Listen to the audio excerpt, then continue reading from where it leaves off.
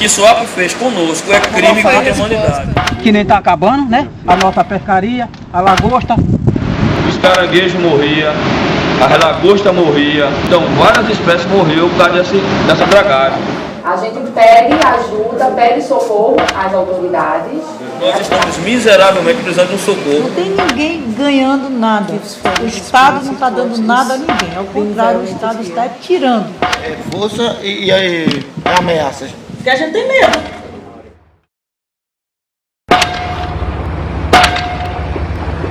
As empresas que trabalham aqui, que constam aqui, não respeitam o meio ambiente, botando a destruição dos manguezais e dos rios, aterrando tudo. Na Marinha existe uma carta, chama Carta Náutica.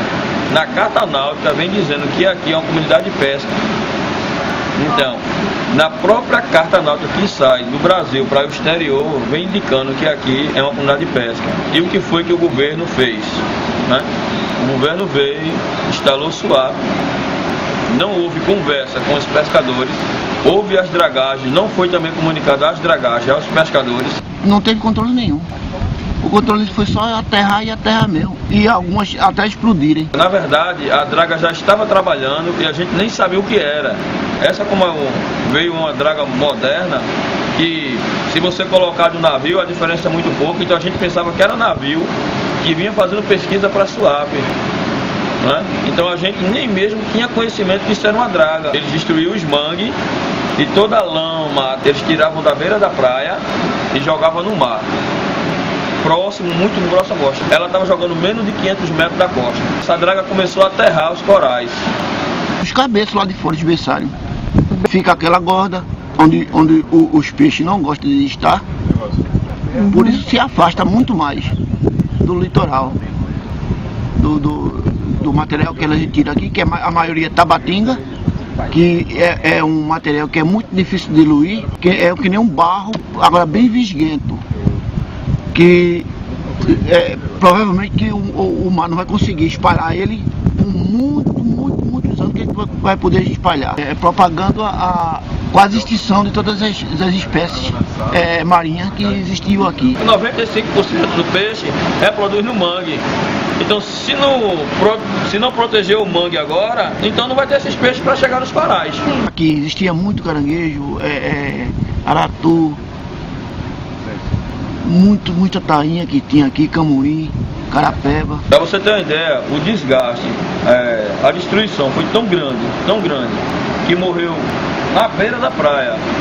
Os caranguejos morriam, as lagostas morriam, os lagostinhos morriam, os aratu morriam, então várias espécies morreram por causa dessa dragagem. Era muito berçário, onde se tirava quase a sobrevivência dentro desses rios.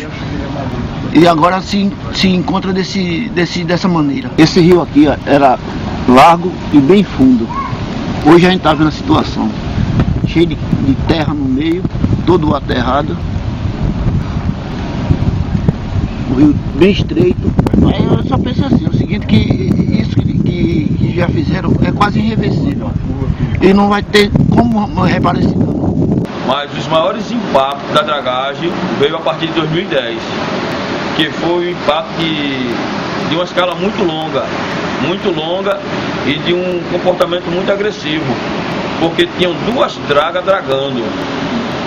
Então uma draga arrancava os mangues, jogava a lama para esse lado de cá, a outra draga pegava e jogava nos cabeços, aterrando. A termoelétrica que foi instalada também, que é uma outra destruição, que está matando os peixes que vêm de fora para cá. Por quê? Porque a temperatura da água que sai dela Está mudando. para esfriamento é insuportável.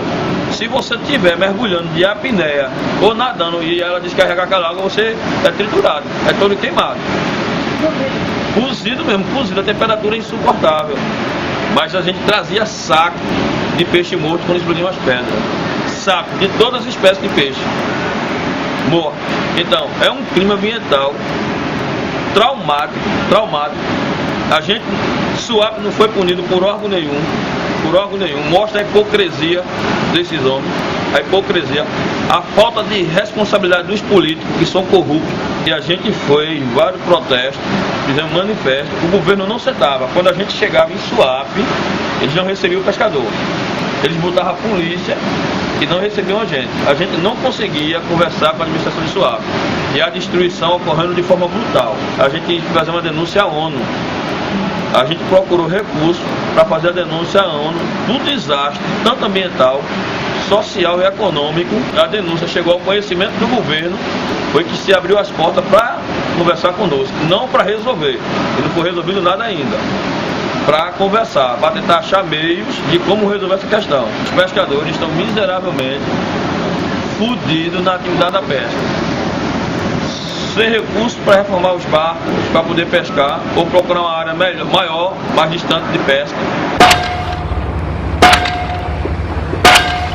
Aqui nesse rio, que chama ele Rio Aguduai, ele está todo poluído, todo sujo. E eles nem pediram permissão, a gente não perguntaram nada, vieram, abriram a metade do rio, da ponte para cima um pouco, e abriram e a gente não sabia para que era. Quando foi, depois a gente teve a surpresa, para quê? Para esgoto. Tá sentindo cheiro? Nossa, tô. Pronto. Passa no caminho ali, não viu uma águazinha correndo ali? Uhum. Aquilo ali passa mesmo no meu terreiro, assim, na frente, assim, ó. Coca-Cola, a Latásia, que chama Lanésia. Todos os esgotos dela lá caem aqui dentro desse rio. Mais de 100 hectares de mata nativa, eles destruíram para fazer terraplanagem para a fábrica. E trazendo a madeira de lá para fazer outra reflorestamento aqui em outra área livre, que não tinha plantação. Eles deviam ter deixado a mata lá e fazer o terreno da fábrica aqui, na área que estava... Que já estava degradada. É, exatamente, mas não faz assim. Pagaram muito bem. O homem já era rico, deram não sei quantos milhões ao cara das canas. E a gente não tinha quase cana nenhuma. E a gente, eles não querem pagar bem, entendeu? Aí é nisso que a gente fica pensando em qual situação a gente vai chegar. Que absurdo é esse? De Suape não compreender que as pessoas precisam de viver, né? Não só os ricos não, os pobres também precisam. Isso aí tudo é de motosserra. Tudo feito de motosserra. É um absurdo que eles estão fazendo. E eles falam pra que eles estão tirando essa madeira? Não, eles não falam não. Tem um senhor aí que vem com carro, ele já leva isso aí pra fazer palhete.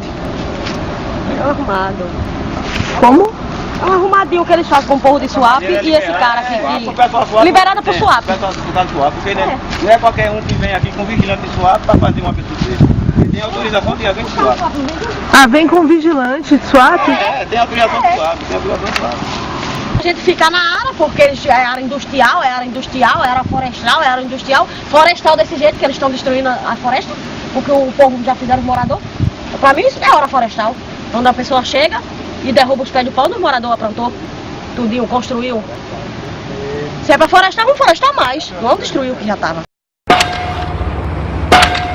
Do ponto de vista da concentração industrial, a opção adotada é atrair empreendimentos, ou seja, certas indústrias, que são indústrias hoje que até em alguns países do mundo já não se aceita mais, como o caso de termoelétricas que funcionam a óleo combustível e mesmo a diesel, ou seja, derivados de petróleo, grandes emissores de chamados gases de efeito estufa, né? Estaleiros que historicamente são indústrias que têm um grande impacto ao meio ambiente. A indústria de petróleo, ou seja, a petroquímica, e não deixa de ser um grande problema, já que conhecemos que o petróleo é um dos maiores emissores de gases de efeito estufa. Enfim, a opção por indústrias sujas, por indústrias do século passado, também é um motivo de crítica. O sumiço da pesca de forma muito imediata. Então eu como dona de restaurante, eu não precisava comprar peixe lá fora. Eu comprava tudo aqui, eu comprava muito. Nós tínhamos muito pescadores, a maioria já acabaram, não existem mais. A gente tinha peixe fresco, camarão, e também a gente ia tomar banho. Era muito peixinho. Os homens tirava a blusa, amarrava, fazia um nó e enchia a camisa de peixinho, que se chama manjubinha. Cadastrado é 465 pescadores hoje, né? E esses ficaram a ver navio. Um exemplo, eu passei a semana passada pescando a semana todinha para pegar 30 quilos de peixe, a semana inteira, onde uma semana antes a gente botava 1 tonelada, 2,5 toneladas de peixe. No verão a gente pescava bastante, dava para guardar um dinheiro bom. E no inverno viver passa tranquilo. Mas agora não existe mais. Hoje não tem peixe nenhum. Não temos mais quase nada natural para se alimentar. Um lugar que a gente vivia de barriga cheia, né? Plantava, comia. O meu sogro mesmo, ele vivia o quê? O tempo todo plantando macaxeira, batata, milho. Nunca precisamos de comprar nada aqui. E agora tem que comprar tudo. Agora tem que comprar tudo, porque tá difícil a situação. Então agora, por hora, me sustentando é meu pai. Desesperado. A gente estava tão desesperado que a gente estava com dificuldade para comer, dificuldade para manter nossos filhos na escola. Quer dizer, nossos filhos já estavam andando com roupa dos outros. Era alguém que a gente conhecia que tinha condições melhores, que estava nos ajudando para poder viver. A verdade é essa, para poder viver.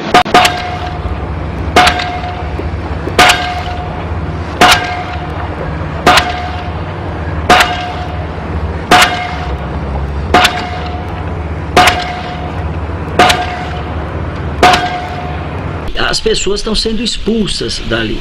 Não está ocorrendo uma negociação amigável com aquelas populações, né? O que tem acontecido, na verdade, é verdadeira expulsão de maneira truculenta, até com o uso do que se convencionou chamar ali de milícias, né, armadas, que estão expulsando aqueles moradores sem levar em conta os seus verdadeiros direitos. Aí eu tenho medo disso acontecer, e várias horas aí, eles chegaram e arrastavam. E empurrava até com corona de espingarda, de pistola. É o que rola dentro de Suape, é isso. Arrasado, sem poder fazer nada, sem ter quem nos defenda, só Deus. Que nem minha sogra mesmo, uma senhora que já viveu 60 anos dentro da área.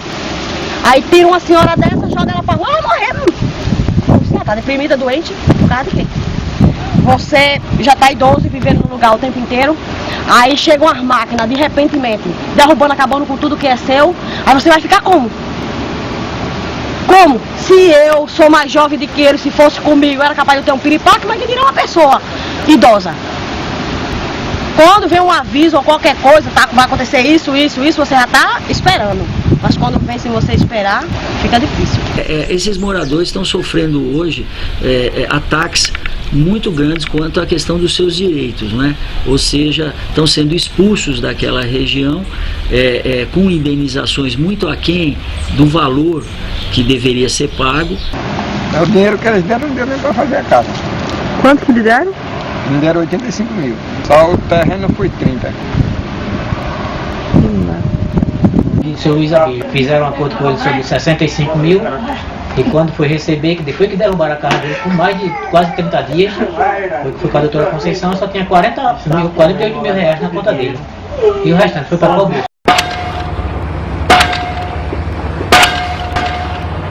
Até 2008 nós éramos um paraíso, né?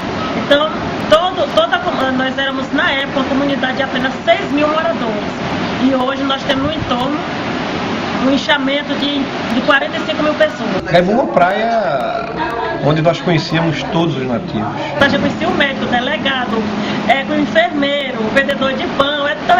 Então a gente tinha aqueles dias que era sexta, sábado, domingo, segunda sem lei. Então a gente trabalhava sexta, sábado e domingo no turismo e segunda a gente se juntava para beber cachaça e dançar. A gente toda noite se reunia os pescadores na praia, ia para cima das pedras com a vara pegar lagosta, cozinhava aqui na beira da praia e fazia a festa da gente. E a gente dormia aqui na areia, dormia na areia. Não mexia em celular, não mexia em nada. Você dormia e acordava numa boa. Hoje as casas da gente é gradeada.